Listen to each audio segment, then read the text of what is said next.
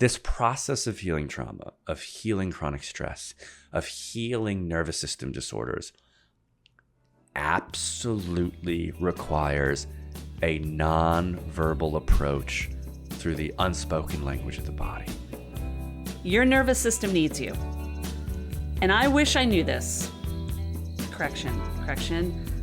I wish I understood this is what I mean. When I was struggling with my own chronic pain, when I had my jaw surgery, when I was on the healing journey, because let me tell you, at 15, it was a doozy. And every year following that, I just did not have the tools, right? And as we get older, we experience more of these snap, crackle, pops in our body. It happens. It's life, right? But here's the deal. That pain in your body, that trauma that is making you want to run for cover because you don't feel safe, it's actually a signal. It's a signal, it's a call, and you're hearing it. And yeah, you've done the work. I get it. That's why you check in on this podcast week after week. You've done the work and you're like, why am I not healing? Why am I feeling this way? Well, you've come to the right place because it's all about finding the right support and people that will guide you on that journey. Like my friend, nervous system medicine practitioner, Kardin Rabin. What's up, my friend? It is so good to have you here. Hi, Hilary. We talk so much before we press record, and every time we have a conversation, it's like, I feel like we're just two kids in high school, hanging out, chilling, and just having a good time because really, I mean, well, first of all, we get pretty giddy talking about the nervous system together, so we're totally geeking out. Mm-hmm. But there's a reason for it. We're here on this planet to do something to help people, right? Yeah, to just vibe so well with someone who speaks your language and who helps you get it out there. Yeah, and you're doing that. You're doing that as co-founder of SOMIA, the HEAL program that you have, now this new incredible, unbelievable book that is just paving the way. That's the secret language of the body. Yes, please show that. Regulate your nervous system, heal your body, and free your mind. We're going to have a link to that in the podcast notes for all you folks. And look, good golly, Miss Molly, I'm so glad you're here because we need you and we need what you're doing. So thanks again for being here. Thanks for having me. You have your own story. I think a lot of people like to know what brings you to the kind of work that you do, especially when you're dealing with the nervous system, the brain, the mind, anything like that, or just our body in general. And there's such a good story behind you.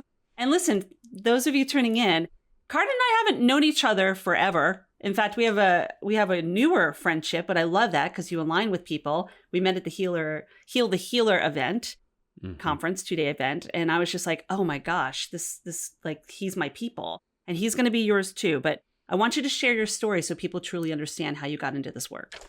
Yeah. Okay. Can I do it like Memento style? Maybe it won't be in like sequential order, but we'll bop around a little bit. Yeah. Okay. So I originally thought my story started with my own debilitating chronic back pain, because that is kind of the nice starting place in terms of starting around the age of 22. I am 39 now. I began having bad bouts of low back pain, which was kind of humbling and humiliating for someone who was a very well-trained body worker who was making his living getting other people out of pain. And for the next 10 years or more, or maybe more like 12 years, I worshiped at the throne of basically structure and function. So if I could just get someone's body aligned the right way and moving the right way, really clean, really perfect, yada, yada, yada, either my clients or myself, that would solve the pain, because that's how I was taught. Mm-hmm. I was taught basically, and by the way, I'm going to be a real a-hole right here, that we're basically some, I don't know,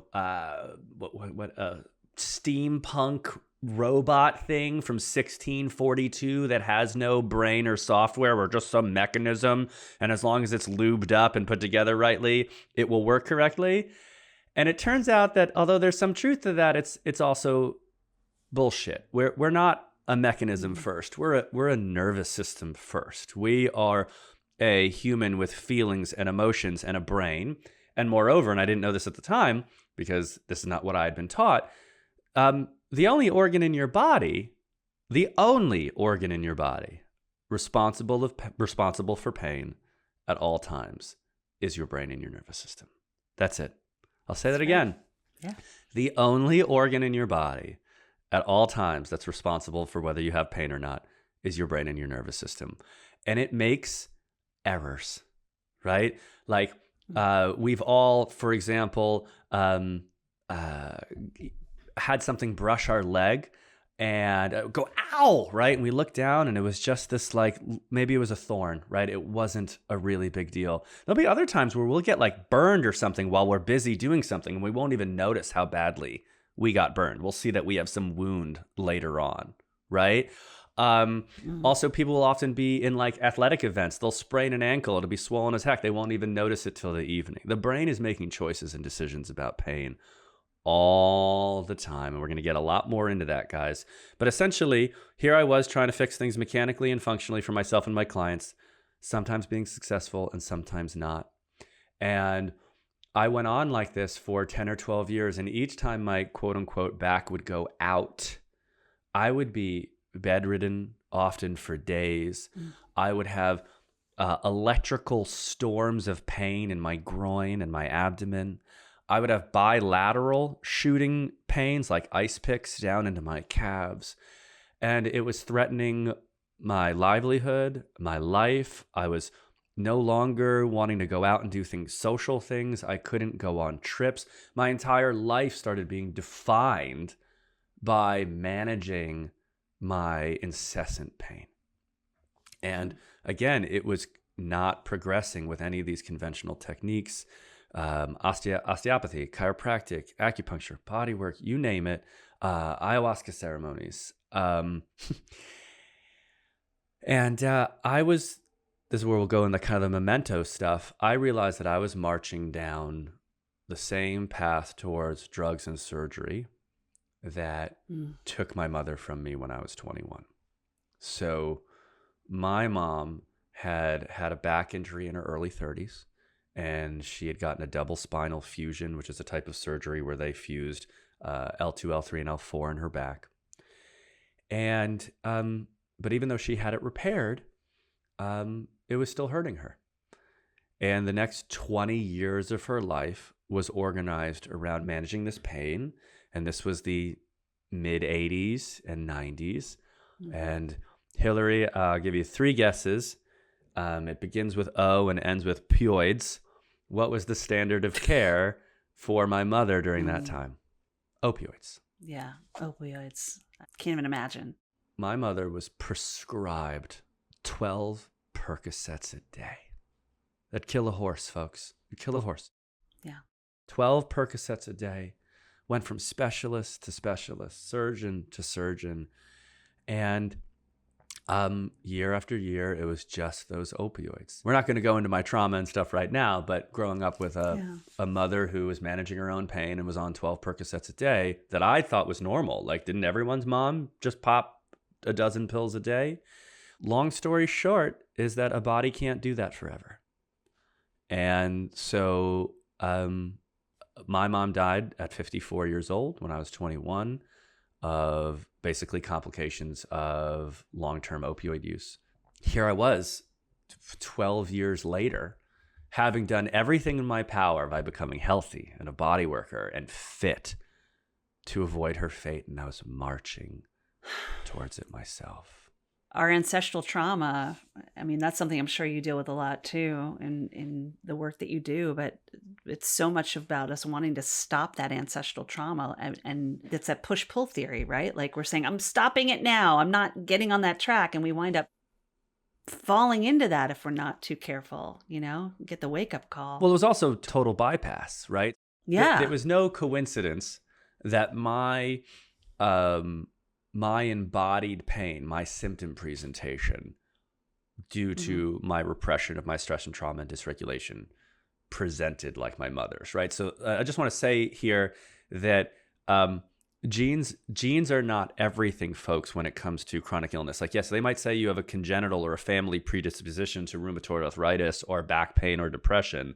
And it's like, yes, and you actually have nervous system modeling from generation to generation to generation. So like when we talk about nurture versus nature, you know, when a child has chronic pain modeled to him for his entire childhood, then when his symptom presentation comes up, brains are social organs.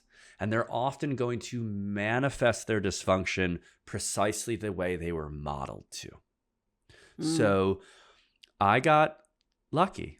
And the way I got lucky was in the midst of my chronic pain and hypocrisy, I was teaching anatomy and physiology to a yoga teacher training down on Long Island, basically laying on my back with my legs up the wall during every teaching segment because of how much misery I was in. And in the home of the owner of the studio, there was John Sarno's Healing Back Pain. And if your audience has never heard of John Sarno, he was an MD in New York City. He was a pioneer in this field. He really didn't know jack about trauma or modern neuroscience, but he was an great investigator and deductor. And what he saw was that he'd have patient after patient come into his office, and that the orthopedic and mechanical models or functional models that tried to explain their pain, he was like, this is all bullshit and it's inconsistent. And what's going on here should not be causing this person's hip or low back to be in such agony. But instead, what he consistently saw were personality types, specifically in his case of repression and type A perfectionism, which led to this consistent presentation of embodied pain. And then he educated his clients about what was going on in their mind body, and then sometimes referred them to therapy. And they got these miraculous improvements in their pain because this was the guy who said, no, what's going on here is with their brain and their emotions, not with some, inflammatory response in their low back or a herniated disc. And so his book found me.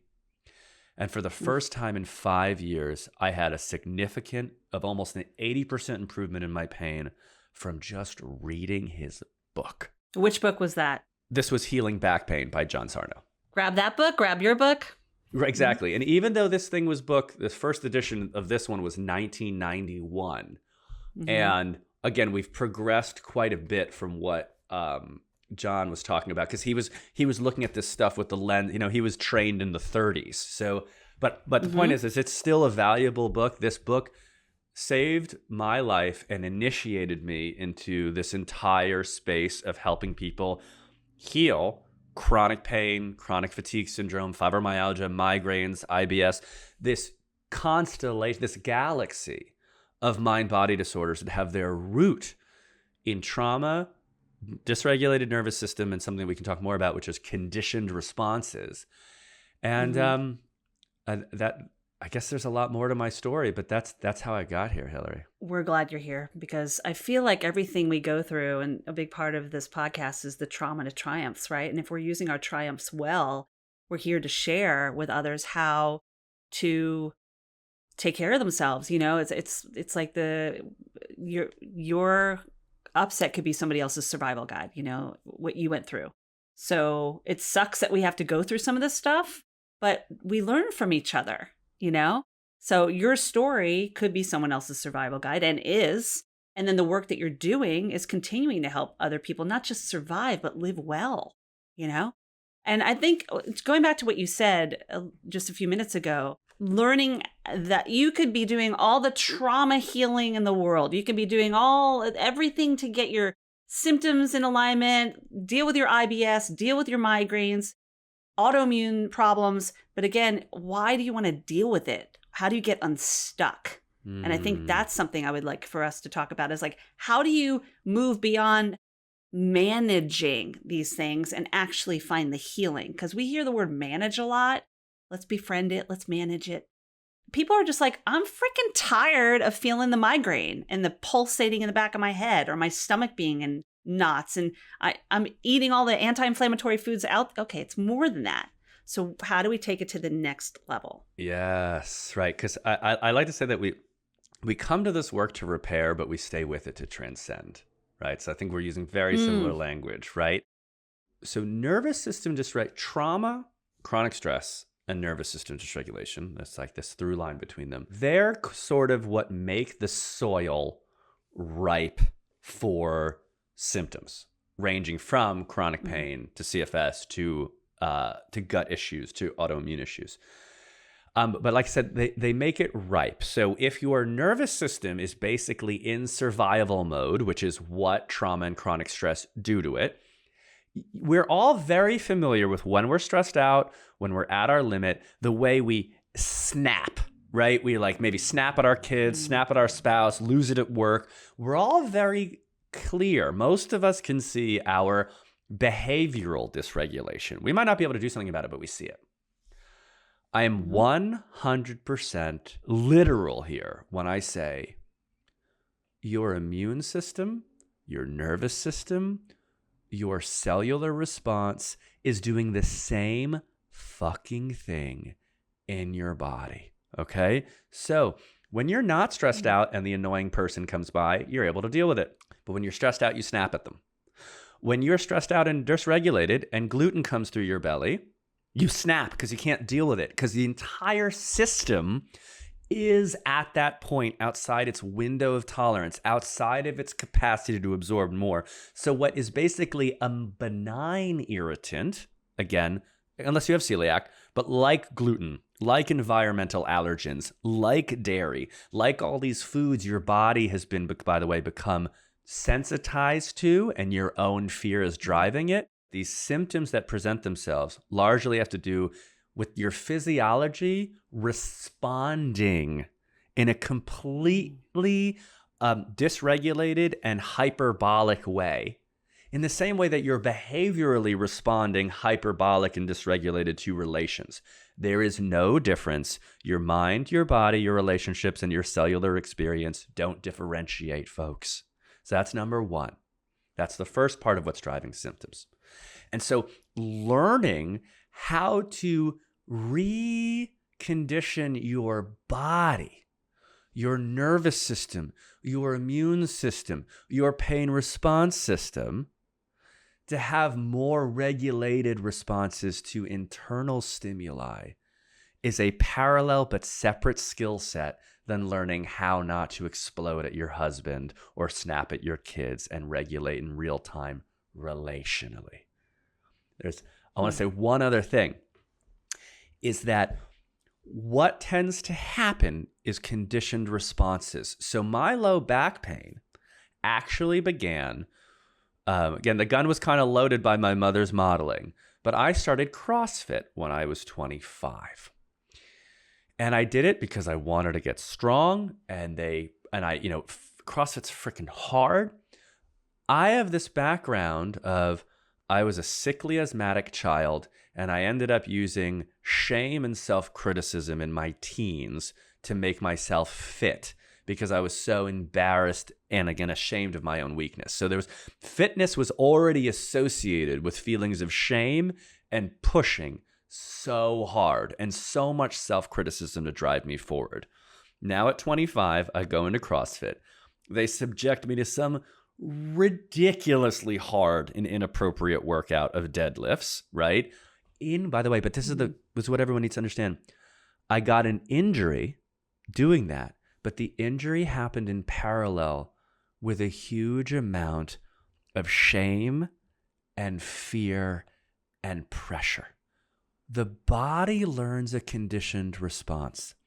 You think that what you see is when you go back to deadlift a few months later, oh, this hurt my back again. Deadlifts hurt my back. Actually, what then happens is that anytime your body starts to feel intense feelings of shame or intense feelings of pressure, those emotions became part of the conditioned response that create pain symptom.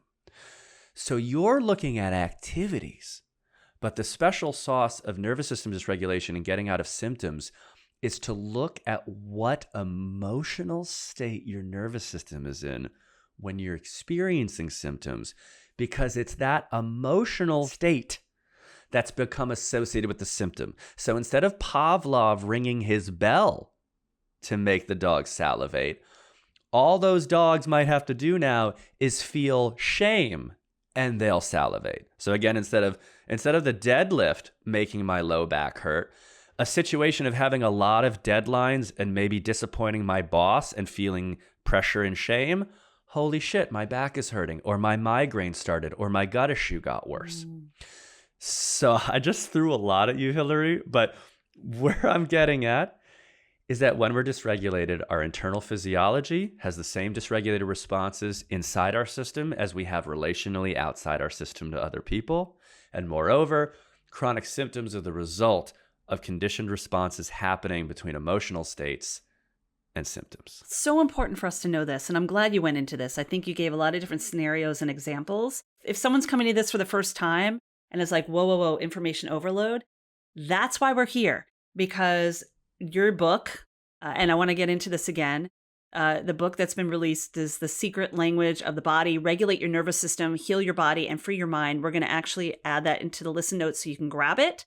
But also, for some of us who have maybe done a little more work, maybe we're a little further on, and maybe not. You might have just heard of another book similar to, which is The Body Keeps the Score, right? Bessel van der Kolk's book, who you have a direct relationship with as his body worker, by the way. I mean, just working with one of the most famous people that deal with the nervous system and regulation. Can we talk about that a little bit? Because I think that's really important, even how that even happened, that synergy right there. Yeah. So similarly to how I said I got really fortunate, really blessed, really lucky to stumble into John Sarno's book right when I was, on the precipice of having surgery. That book threw me into learning so much more about the mind, about the body, which took me into repressed emotions, which then eventually took me into trauma and somatic experiencing. I start exploring this world of basically how stress and trauma create physiological issues. And of course, I eventually stumble into Bessel's book. I keep all of these really close by. Yeah, you got like a library sitting right next to you. Right there. They're all always here. And so Bessel's book is remarkable because if you've read it, it has that gift of you being like, oh my God, this explains my suffering. This is me, right? This is me. Mm-hmm. I see now how my trauma or my neglect has created this and that, and the science that he brings into it, the understanding that he brings into it. And he also goes on further to show how, for example, people who have experienced traumas, that their own immune system has higher markers for autoimmune processes, right? Like trauma has caused that immune system to attack its own body more often. It's like it's stitched or connected so many dots, and there's something beautiful and special when a book makes you feel seen. And so I read his book, and it's part of this collection of books that I'd say Bessel, Peter Levine, who wrote Waking the Tiger, and he's the founder of Somatic Experiencing, right. Gabor Mate, When the Body Says No, and many other books, that's stitching together this science and art of what's going on here, of how so many of us are sick from trauma and nervous system dysregulation. And then, Hilary, it had to be less than 6 weeks after reading his book. I'm sitting in my local coffee shop, Six Depot, here in West Stockbridge. I live in the Berkshires. Shout out. Yeah, holla, right? Go get some cold brew. And this dude walks in, and I don't know what made me look up or glance at him or hear his voice. And I was like, did Bessel van der Kolk just walk into my coffee shop? And I never do this, and I was so embarrassed, but I went up and fanboyed, right? And I was like, I simply said, hi, are you Bessel van der Kolk? And he goes, yes. And I go, well, I just needed to tell you, I recently read your book, and it was revelatory, and I'm just so grateful to you and for your work. And, thank you. And he goes, oh, well, thank you for letting me know. I'm really glad about that. And his wife is next to him, and she goes, who are you? And I go, oh, I'm Kardin, and I'm a body worker, and I have a clinic here in town. And she goes, well, we've just recently relocated out here to the Berkshires. We've been looking for a body worker here because they had moved from Boston. And I know, like, what just happened? And I know what it was like. What just happened? Who orchestrated this? Am I about to get punked or something? Right? And the rest is history. Within a couple weeks, they came into the clinic. We hit it off, and we're dear friends. I've been seeing Bessel now as a client for 5-6 years, and he's obviously become a dear mentor. And he was instrumental in supporting me during the process of writing The Secret Language of the Body. And that's you know, that's how Bessel and I know each other. But also the reason why Bessel was so supportive of this book is that, you know, he wrote a book called The Body Keeps the Score. He understands how profoundly that this process of healing trauma, of healing chronic stress, of healing nervous system disorders absolutely requires a non-verbal approach through the unspoken language of the body. And that's why our book is called The Secret Language of the Body. Because if you're like, wait, did Kardin just say that my emotional state has to do with my low back pain or my migraines or my IBS? What the hell is he talking about? It's like that fish who's in water. You ask the fish, how's the water? They're like, what are you talking about, right? They don't know they're in water.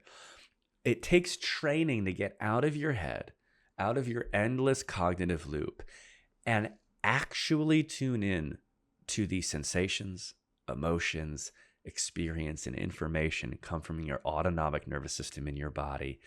And that's what we teach people. We teach people to become aware of this universe of activity going on just below their chin.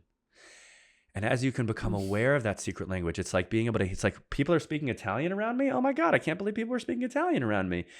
And then once you can speak it, once you can start hearing it, you're like, oh my God, I just learned a couple words of Italian. Now I can ask where the bathroom is, right? Or now I can say, what's your name, right? You can actually start navigating a foreign country when you have the language. Well, you can start navigating, influencing, and mastering the foreign language of your body once you start speaking it.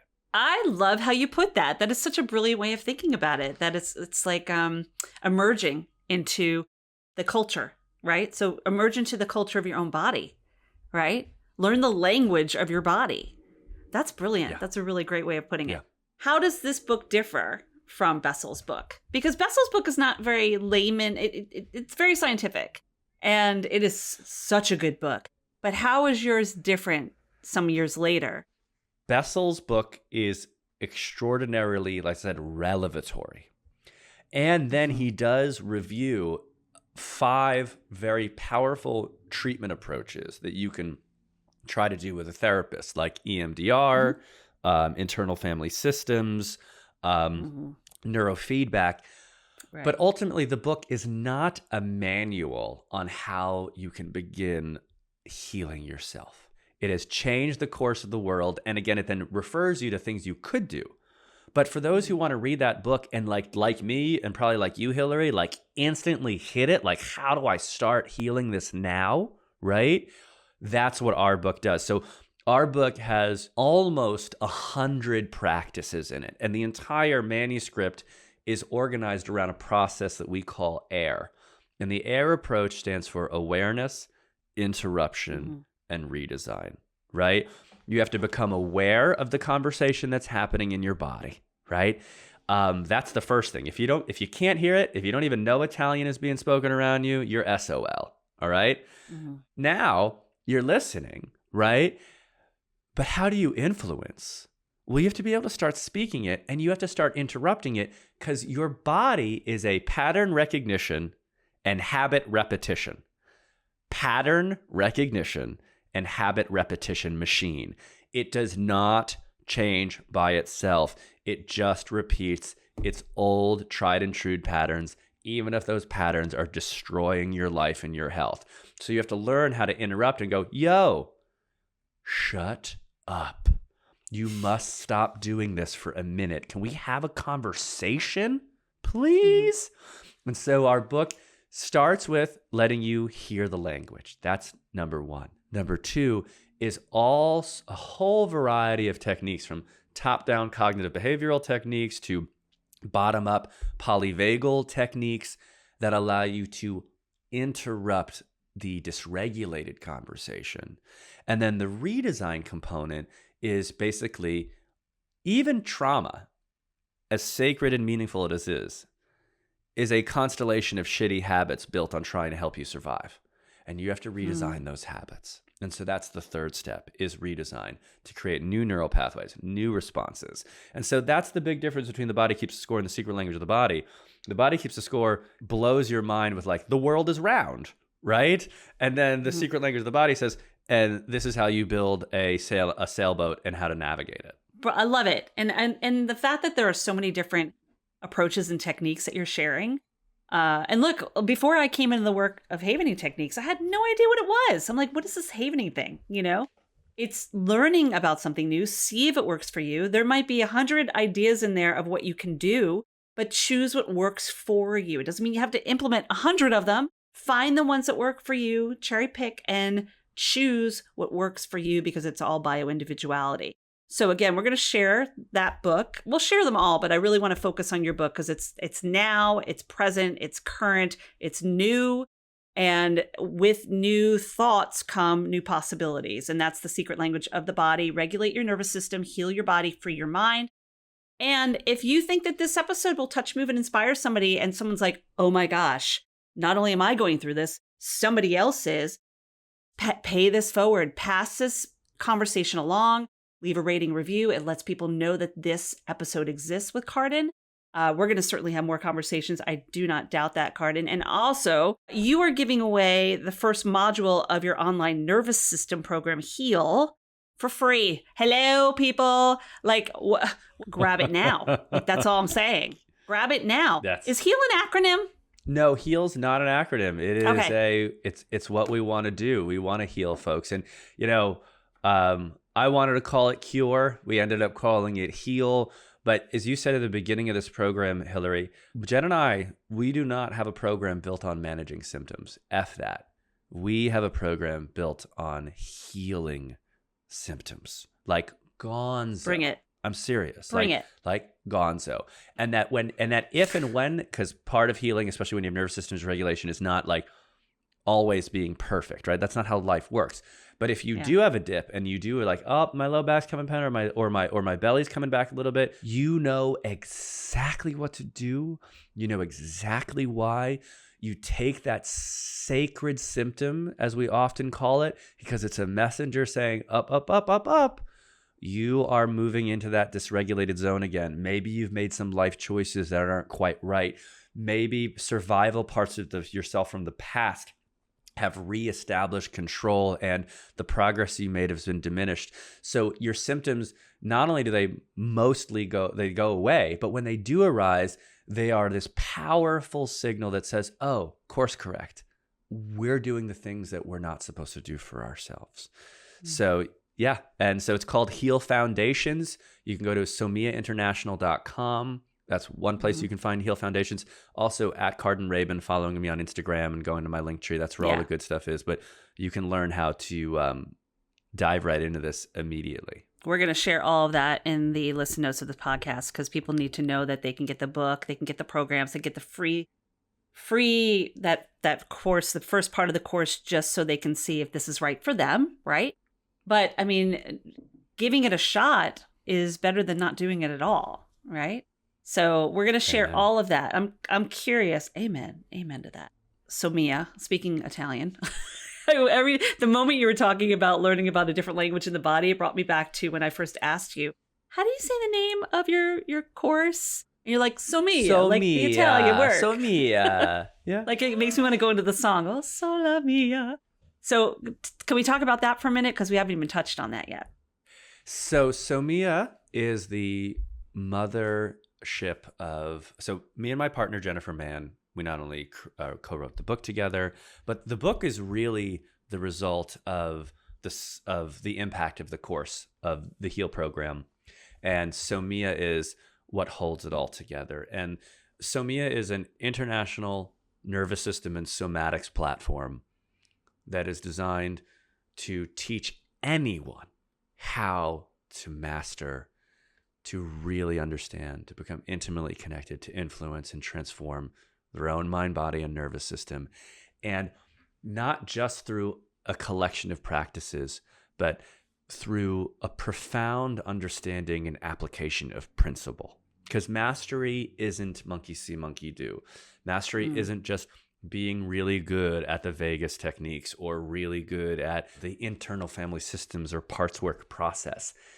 It's beyond that. It's understanding how the system works so that you are so kind of intimately aware of it. You're like, oh, I know what I need this right now. Like you were saying, Hilary, I don't need 100 techniques.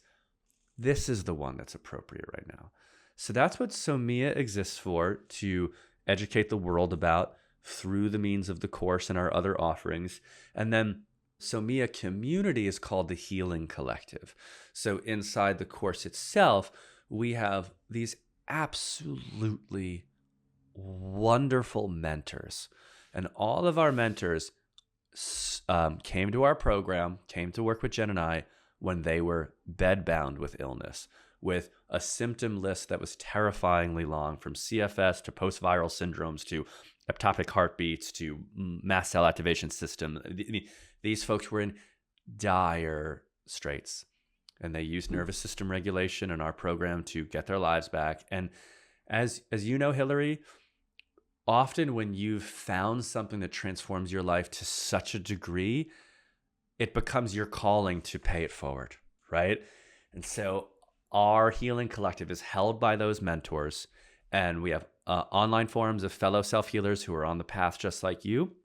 There are Q&As with the mentors that help you each step of the way through the healing process, through the practices, through mastering the understanding of how you work.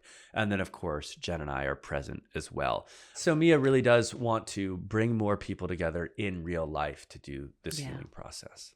Amazing. I'm all for it. I want to hear more about it as you move forward with this whole, with the book, with the course, with everything. I mean, like I said earlier, it's like you find people and they become your part of your collective. And it's not about one collective. It's about the Odyssey, right?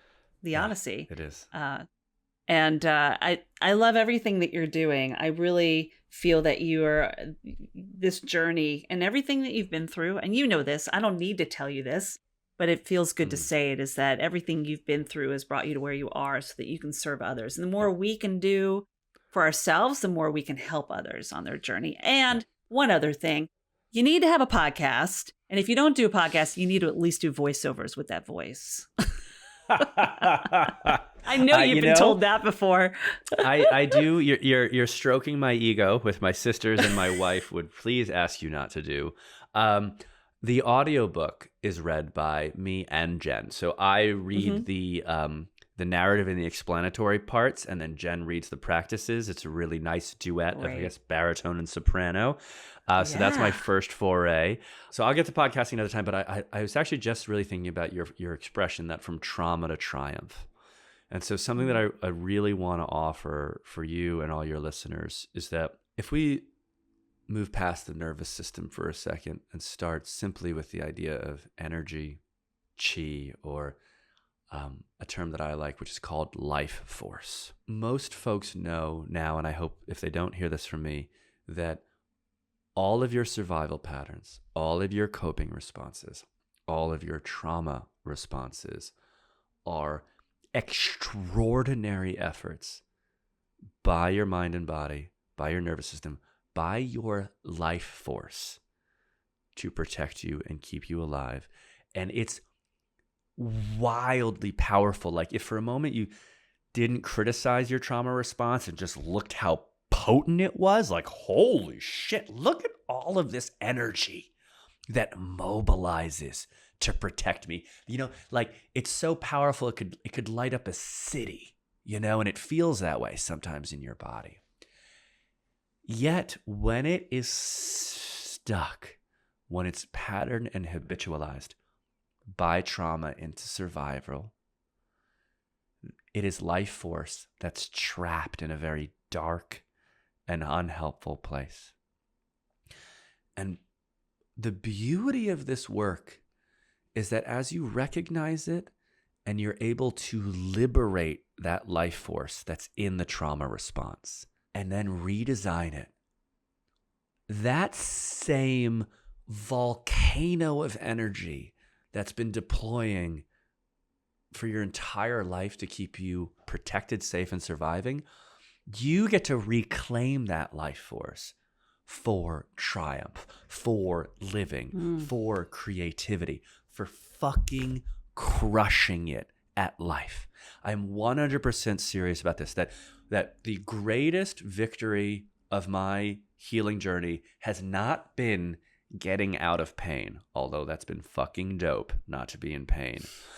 It's been the reabsorption and feeling of how vital and bright I can be, how amazing my body can feel, how much love I can feel, right? How much joy I can feel. And I just want to repeat that, guys. When we say from trauma to triumph, it is about taking that life force and reabsorbing it into beautiful, amazing, profound, and delicious aspects of being alive rather than just surviving. And it's there in you already. It's just doing things that aren't helpful anymore. And it's really amazing to transform it. It's already there. And it's possible. It's more than possible. You listen to this episode and suddenly it could be the click in your head that you needed to know, oh, almost like when you picked up Bessel's book or John Sonner's book or somebody's going to pick up your book. It could be that one little aha that you've been waiting for. And don't ignore those signs. That's the thing. It's like our body knows, our gut, that whole force inside us knows. Sometimes it's just, we need to catch up with it a little bit, right? And be like, oh, was that eagle that, like the eagle story that you shared before? Like, is this eagle telling me a whole thing about this building that I'm working in? And it was a different message that you got. And we talked about that. Trauma to triumph. Trauma to triumph. It's like trauma to triumph, my friends. You explained it so beautifully, and it's so lovely to have you share it that way and use everything you're doing to to actually be in alignment with what this podcast is about, but also just the conversation as friends. Like, I get it and I love it, and I love that we're sharing it. So once again, we will share everything about the book. We're going to share that course, that free introduction to the course. More about SOMIA now and HEAL and everything that Kardin is putting out there real quick. I do want to ask you one question, and then we're going to play a little game real quick. Uh-huh. How did you and Jen come together? I guess I like to say that life is a combination of being at cause and also, if not trusting, listening to the universe, right? David Goggins is an example of an invincible man at cause, right? Which is amazing, but it's a huge amount of work and it's all on you. It's a hard way to live, right? So when I say at cause, we do have to do work, folks. We have to develop ourselves. We have to seize opportunities when they're there. We can't expect that things fall in our lap. But we also, if things are really in our way, making it so hard, maybe there's something to listen there. And also when things are put into us in a silver platter, maybe there's something to listen there. So although I have done so much work to learn about trauma and somatics and healing the nervous system, it all started in the most random way of John Sarno's book finding me on my friend's bookshelf, the studio owner's bookshelf, right? So I just want to illustrate that I love the blend of our own efforts moving us forward, but also so beautifully capturing the moments of good fortune. So in the winter of 2021, which is the real true winter of COVID, right? Because COVID hit in March of 2020. Some of you might remember, or some of you may have never heard of it, for about 6 months, a hot minute, this social media app called Clubhouse took off. What happened to Clubhouse? People still have it. Right? Why do you even have an account? We're not getting to why it failed, but when it was busting, it was busting. Yeah. And a friend of mine for weeks Clubhouse insisted, Kardin, you got to get on Clubhouse. You got to get on Clubhouse. And I told him to F off over and over and again. I was like, I don't have the bandwidth to take on another social media platform. I don't even like being on the one I am. And he's like, no, you got to do it. And like you, Hilary, he's like, Kardin, I would pay to make you stop talking, but people love hearing you talk. You need to get on that thing. You're best talking. And I was like, fine. So anyway, I get on Clubhouse and I end up loving it. And me and my great friend and colleague and teacher, Charlie Merrill, who's a brilliant physical therapist in the in this neuroplastic pain space, like of solving pain through the brain, because that's where it's actually caused by. He's great. Guys, you should look up Charlie Merrill and follow him on Instagram.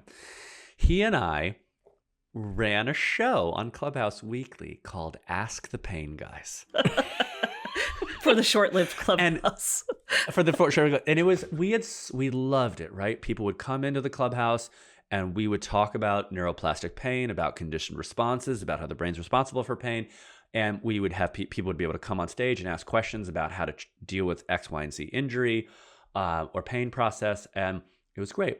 And during this time, Jen, who, we knew nothing of one another, she was in London recovering from a year and a half of being horribly sick and bedbound with chronic fatigue syndrome, POTS, mast cell activation syndrome, mitochondrial dysfunction, like the entire menu of catastrophic nervous system dysregulation and collapse.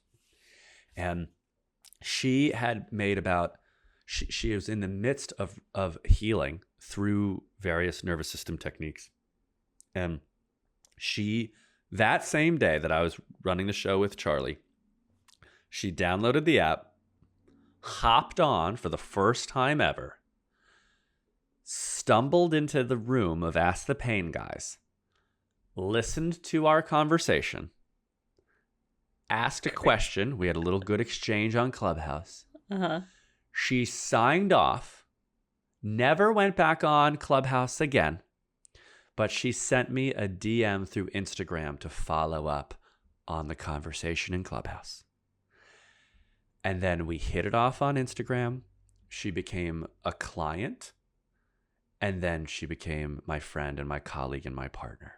And this entire movement of SOMIA, of the HEAL program, of the thousands of people that we've helped, of the secret language of the body, none of this would have happened ever if she and I hadn't collided when we should have never, ever collided in a million years for 30 minutes on Clubhouse.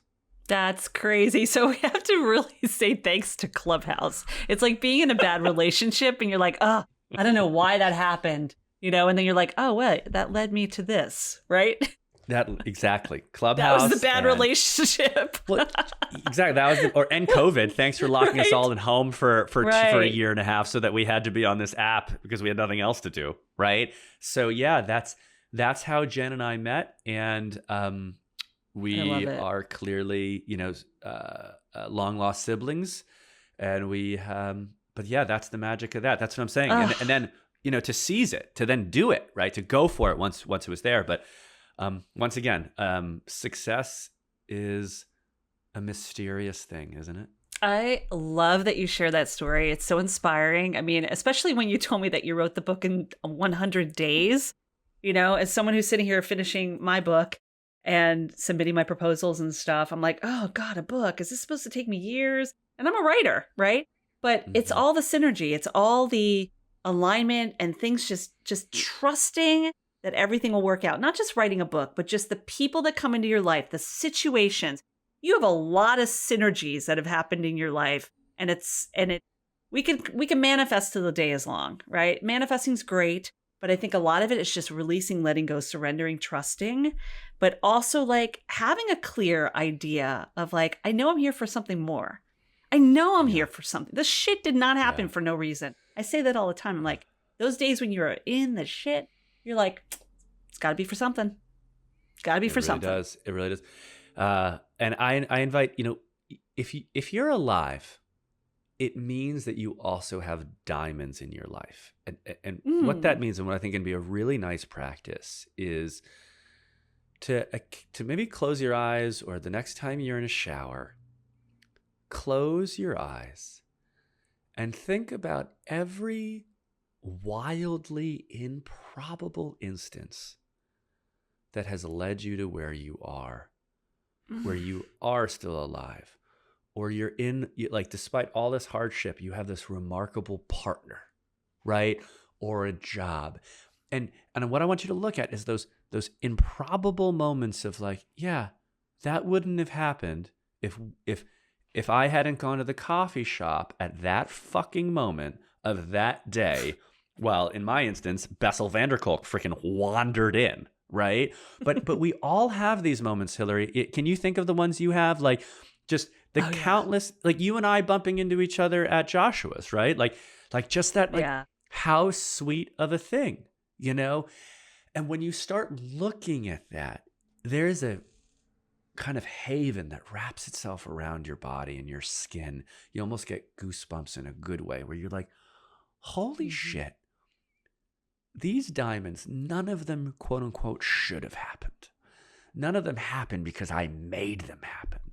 They happened because life stumbled them into me. Oh God, we are so in alignment. I say that all the time. I don't say that. I say that life is a falling into.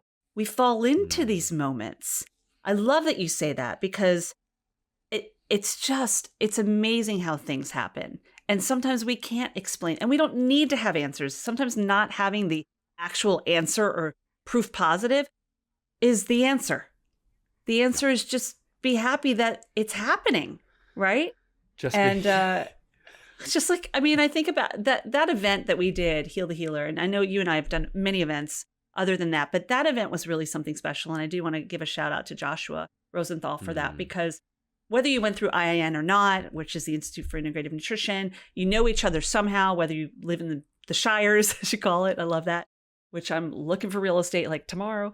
There's something about that event that just brought a lot of people together and so much synergy with folks because we're all on a healing journey forever. You know, we're always looking to better ourselves and just feel better and be better. That event was one of those moments, I have to say, for me. It really was. And the, like that whole audience was insane. Like, it was so nice to just walk into a place where you're like, these are my people. That's what we're here for. Yeah. Everyone wanting to make a contribution, everyone being thirsty for learning more about this. And I'd also say the kind of quantum leap of none of this trauma stuff was really being talked about, 2 or even 4 years ago, right? But it's definitely not 5 or 10 years ago. And although it at times reeks of trendiness or you know, this is just the next wave, and I get that and I hear it, and there's a lot of bullshit out there. The velocity with which this knowledge is circulating and that people are incorporating the nervous system and trauma component into their overall health picture to add it to the Venn diagram, or really, as I like to think about it, it is the background to the entire diagram, like food, fitness, all these other things. They float on top of the nervous system. So it's like, let's start dealing with that. It was just so great to see it all clicking so well there. And so I applaud Joshua for putting that together, for having us, and for, you know, just being a leader in the space. Yeah, he definitely is that pioneer in that space. And it's one of those things that brings people together. So we could talk for hours, and I imagine we're going to have many more conversations. But for the benefit of your time and mine and those who are like, all right, I need to park my car. I keep going in circles wanting to listen. I have so many people that say that. They're like, I hope they're doing that. Or they're like, Jesus, will this guy stop? Oh, no, I do not think that's it. I've had people that are like, I actually took the long way to work because I was listening to the podcast. So those are those moments. I love that. So what I want to do with you real quick is play a game. I do this with those on the show. So loosen yourself up. I'm going to throw out a word. And some of these words, well, all these words are those words that you've said during our conversation. We're not going to do like a rap battle, are we? We're going to do a rapid fire word association. I can already feel my freeze response starting. So let's try it. I know a book you can read that might help you with that. Okay. All right, here we go. All right. Biohack. Lotus. Vegas. Helpful. Somatic. Everything. SOMIA. Pasta. I'm sorry. Had to. Traumatic. Healable. Emotional. Always. 2 words, nervous system. Everywhere. Author? Me. Yeah, you. And heal. Now. You're like a little kid. You're like, that's me. I don't. It's my identity has not caught up to the fact that I wrote a book. Not just wrote a book, like wrote a book that's really doing well. That's true. Like that's true. Yeah. And you have a huge publisher behind you. You know, not that you have to. Don't want to discourage people that might not have publishers or self-publish, because putting a book out there and putting your knowledge out there is amazing. But let's just give credit where credit is due. I'm gonna age myself. I appreciate that. I'm gonna age myself though. So you know, I got interviewed by the BBC a week or so ago about the book, and there was a guy named Gavin Ramjon who had me on. You know, and he starts the interview out by he's like, we've got nervous system medicine practitioner Kardin Rabin here with us. Like, how does it feel to be flying up the book charts, right? And I was like, I feel like I'm on like some Casey Kasem interview, you know, with the top 100, you know? Right. And I was like hallucinating. I'm like, is this my life? Is this like, you know? And so, yeah, you know, the book cracked the book has been released in the UK and it comes out in the United States a couple weeks later. So there's a slight difference. So we cracked the UK Amazon top 100 for all books. So that means like we were up against War and Peace and the Hunger Games and the Hungry Hungry Caterpillar. And that was really awesome. But yeah, like I said, you're right. I've written this book, but like I still haven't caught up to the fact that I've written it. Yeah, I think that's just you staying empathetic and compassionate and being the true person you are. Like you could be a best-selling author, an Academy Award-winning actor, whatever. Like give someone a title, that's fine. But when the day is done, you come into this earth naked and you leave it naked. So you sure do. Right? Sure do. So it's appreciating every day. If your people are wondering, like, whether this is me now, this is me in the course, this is me if you're in a live thing, like, I don't really shapeshift too much. I'm this guy. I love that. So is it just a course, or do you still take clients one-on-one? Do you, besides Bessel? Right. So my private practice is currently closed to new clients. I do not have an open one-to-one practice at this time. Mm-hmm. What we do is we're continuing to train more and more mentors to be able to support the student body. And then the course is taught in one of two ways. There's the self-study version, which is what most people do, and it's what you have to start with. But the self-study version, again, is supported by that healing collective. And then Jen and I, a couple times a year, will run 12-week intensives, where for those who have completed the HEAL program, it's an intimate group, and it's live with Jen and I every week for 12 weeks. It's such a remarkable experience. Oh, I imagine. It's remarkable because of what being in relationship does, folks. Like, if you know anything about trauma healing or the polyvagal system, that human connection, the ventral vagal response, being in community, as human mammals, we find safeties in others. We can make so much progress healing on our own, but when we become a pod and when we're swimming in the same direction, 90% of the healing that happens in that happens because of the absolutely beautiful and authentic sharing, vulnerability, and triumph of the fellow participants. And Jen and I just have to literally support and scaffold the unfolding of that process. And it just blows my mind every time. I love it. I am so excited to share this, because I can think of a handful of people, I can think of way more than that would benefit from this, but people who are close to me that I know would benefit from it. And quite frankly, I'm curious. Hey, you might have to join us for that party, Hil. Yeah. Right. I love it. I love everything about it. Thank you so much for being here, sharing your gift, sharing just the knowledge you have, but just your own story, because it is going to help somebody else, many people, I imagine. But do you have any final thoughts you'd like to share with those tuning in? I feel like you've had a lot of them, but well, we went back to, when the word game, I warmed up as we went through, to say two things. I think when you said biohack, I said lotus. We're gonna delete that because when you said biohack, what I really wanted to say was bullshit. And the reason why I wanted to say bullshit is that we do not heal ourselves through a collection of biohacks. Remember what I said earlier, that, mastery is a profound understanding and application of principles. And if we bring it back to the language analogy of speaking Italian, you can think of biohacks as about 9 or 10 phrases, and they can be really useful. Where's the bathroom? How do I get to the piazza? My name is, what's your name, and my age. And with 10 or so biohacks or pieces of language, you're doing okay, right? You can correct things, you can get around, but it is 1,000 miles away from true fluency. And I would really invite your listeners to take that into heart, that the goal is exquisite, intimate, painful, transcendent, triumphant fluency with your humanity, with your being, with your nervous system, with your history, with your emotions, with all of it. And through that fluency, you can understand it with a huge amount of empathy, but then you can also begin to lead it. You can carry the conversation. You can direct it. You can run for office. You can start a business, right?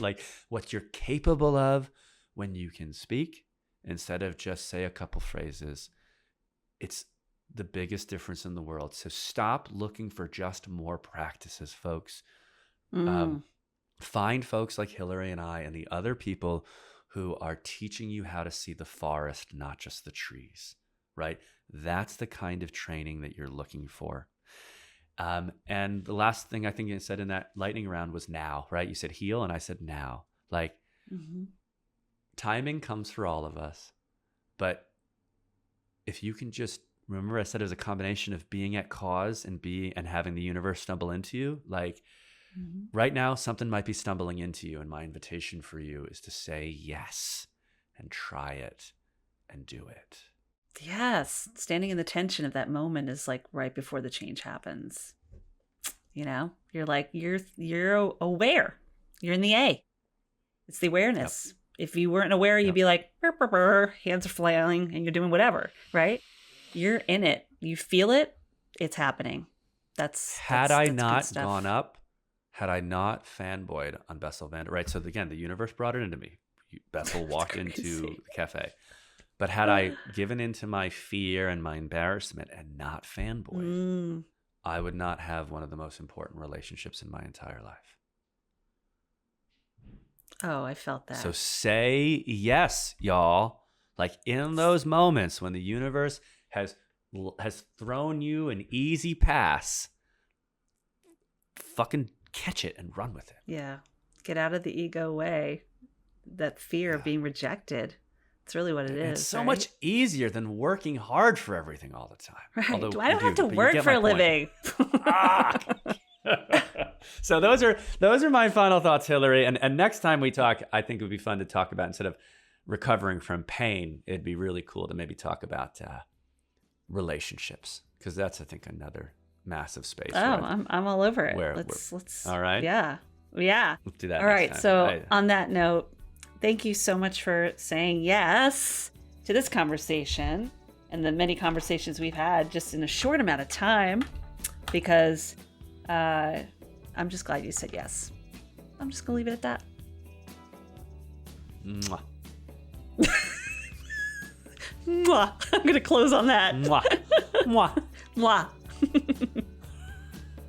Now that is how you close a conversation. You have been handed a huge gift by Kardin, so I do not want you to waste a moment. Take advantage of it as soon as possible. I've not only shared how you can connect with him, I'm also sharing a few special links so that you can take advantage of his HEAL program, an offer from me to you just for tuning in to the HIListically Speaking Podcast. You could even tell him that Hilary sent you. Plus, grab a copy of that book. Do not waste any time. The Secret Language of the Body. Regulate your nervous system. Heal your body, free your mind. All of that is in the listen notes of this episode. You're also going to find information on how to connect with me and learn more about how you can put healing in your own hands with havening techniques. Because like I said, like we talked about during this conversation, it's about finding what works for you. You have lots of options, loads of possibilities, and plenty of support. If this conversation touched, moved, and inspired you in any way, consider paying it forward. Pass it along to somebody else who might find value in it. And listen, share your thoughts in a rating or review wherever you're tuning in, because that conversation and those thoughts, those thoughtful responses will help others find this episode and heal. HIListically Speaking is edited by Two Market Media with music by Lipbone Redding and supported by you.